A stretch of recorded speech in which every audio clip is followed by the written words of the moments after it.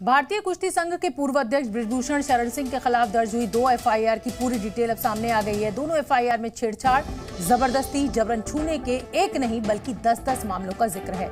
सांस की जांच के बहाने छेड़ने, रेस्टोरेंट में गलत तरीके से छूने, छाती और पेट पर गलत तरीके से हाथ लगाने के गंभीर आरोप हैं और ये सभी आरोप इन एफआईआर में दर्ज हैं।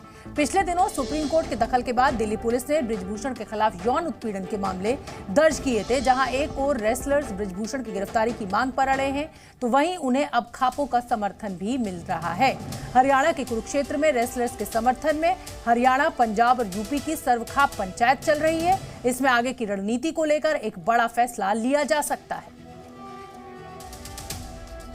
और इस समय की एक बड़ी खबर आपको बता दें, यौन शोषण के आरोपों से घिरे भारतीय कुश्ती संघ के पूर्व अध्यक्ष बृजभूषण शरण सिंह ने 5 जून को अयोध्या में होने वाली जन चेतना महारैली को स्थगित कर दिया है। फेसबुक पोस्ट के जरिए बृजभूषण शरण सिंह ने दावा किया कि उन पर झूठे आरोप लगाए गए हैं। राजनीतिक विरोधियों और पार्टियों ने उन पर झूठे आरोप लगाए हैं। बृजभूषण शरण सिंह ने कहा है कि पुलिस आरोपों की जांच कर रही है और सुप्रीम कोर्ट के गंभीर निर्देशों का सम्मान करते हुए जन चेतना महारैली 5 जून अयोध्या चलो कार्यक्रम को स्थगित कर दिया गया है।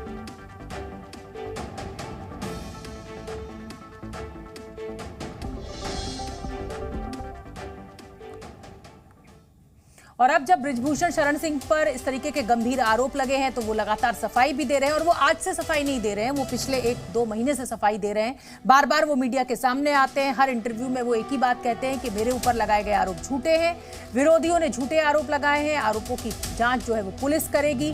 सुप्रीम कोर्ट के निर्देशों का सम्मान, अयोध्या चलो रैली को भी आज स्थगित करने की घोषणा बृजभूषण शरण सिंह ने की है।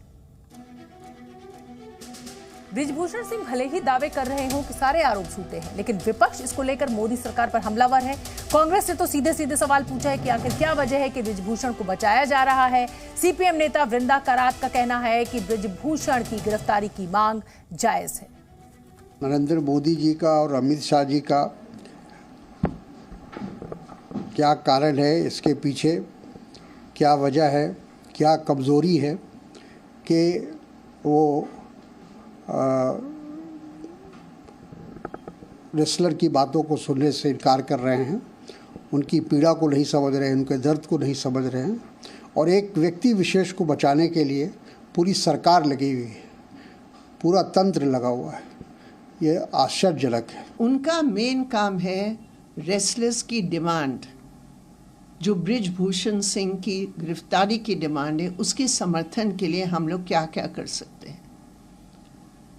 रेसलर्स, हमारे लड़कियां जो बहुत गंभीर आरोप सेक्सुअल हैरेसमेंट लगाए हैं, उनकी एक बिल्कुल करेक्ट जायज मांग है, अरेस्ट करो। अब उसमें ये लोग क्या फैसले लेंगे मैं नहीं कह सकती हूँ। मैं जिस रूप पे देखती हूँ, हमारा काम है और देश भर में ये डिमांड है, उस डिमांड को अमल में लाने के लिए और सरकार पर और दबाव डालने के लिए हमें क्या करना चाहिए, ये मेन बात है।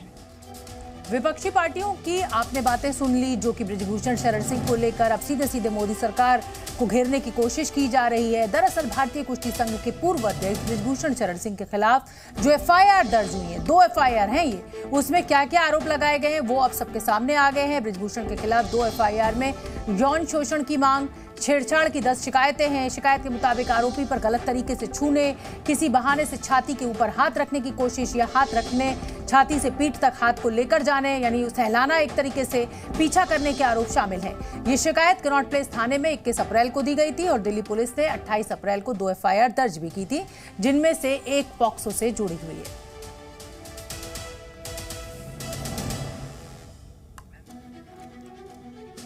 इसी खबर पर ज्यादा अपडेट के साथ राजू राज हमारे साथ लाइव जुड़ रहे हैं। राजू राज, अभी तक तमाम आरोप जो हैं वो इन रेसलर्स के ऊपर लगाए जा रहे थे, तमाम सोशल मीडिया पोस्ट पर इनको ब्लेम किया जा रहा था और ये कहा जा रहा था कि ये एक साजिश के चलते ये सब कर रहे हैं, लेकिन अब दोनों एफआईआर सामने आ चुकी है और जिस तरीके के आरोप लगे हैं वो बेहद चिंताजनक और बेहद गंभीर है। अब आगे क्या? देखिए, निश्चित तौर पर जो 2 एफआईआर दर्ज 28 अप्रैल को की गई है, ये दोनों एफआईआर महिला जो रेसलर हैं, बालिग और नाबालिग महिला रेसलरों ने अपनी जो शिकायत दी और उसी शिकायत को दिल्ली पुलिस ने एफआईआर में तब्दील की, क्योंकि सुप्रीम कोर्ट का आदेश और निर्देश दिया गया था। उसी निर्देश के आधार पर दिल्ली पुलिस ने 2 एफआईआर दर्ज की है। इस एफआईआर में आईपीसी की धारा 354, 354A, 354D और 34 के तहत केस दर्ज किया गया। कॉमन इंटेंशन, ये एक एफआईआर है। दूसरे एफआईआर में पॉस्को के एक्ट 10 लगाया गया, ताकि नाबालिग जो रेसलर है उन्होंने आरोप लगाया, उसके आरोप पे पॉस्को एक्ट के तहत इसमें केस दर्ज हुआ।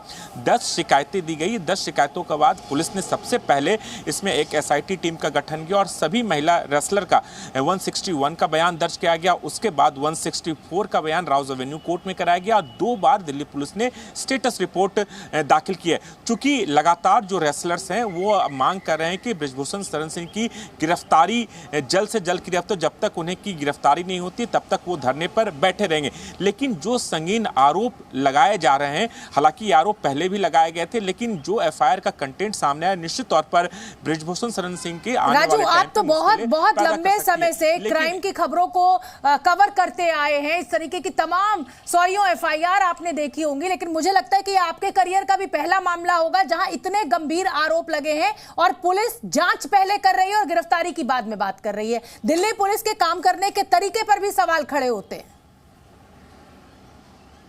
देखिए, निश्चित तौर पर दिल्ली पुलिस के काम करने के तरीके पे लगातार सवाल खड़े कर, यही वजह है कि रेसलर लगातार दिल्ली पुलिस पर भी आरोप लगा रहे कि दिल्ली पुलिस ने अब तक बृजभूषण शरण सिंह से पूछताछ की है, लेकिन उनकी गिरफ्तारी क्यों नहीं की। क्योंकि सबसे बड़ी बात दिल्ली पुलिस की जो दलील है, क्योंकि इस पूरे मामले में जो पॉस्को एक्ट लगा है उसमें मैक्सिमम सजा 7 से 10 साल की होती है और 7 साल के अगर सजा होती है तो उसमें गिरफ्तारी मैंडेटरी नहीं होती अगर आरोपी जांच में सहयोग कर रहा है। और यही दिल्ली पुलिस लगातार अपने बचाव में दलील दे रही है। लेकिन अगर यह मामला किसी कॉमन आदमी से जुड़ा होता तो निश्चित तौर पर पहले उस शख्स की गिरफ्तारी होती, तब जांच आगे बढ़ती। तो ये एक बड़ा सवाल लगातार दिल्ली पुलिस पर बन रहा है और यही वजह है कि पहलवान दिल्ली पुलिस पर लगातार सवाल खड़े कर रहे हैं। बहुत बहुत धन्यवाद राजू राज। और जाहिर सी बात है, बहुत बड़ी बात राजू राज ने यहां पर कही और मैं भी ये कहती हूं कि अगर बृजभूषण शरण सिंह की जगह कोई आम आदमी होता तो क्या दिल्ली पुलिस का यही रवैया होता? क्या पहले जांच करती और फिर गिरफ्तारी? उस समय दिल्ली पुलिस कहती कि लड़की की कंप्लेंट है, फौरन गिरफ्तारी होगी।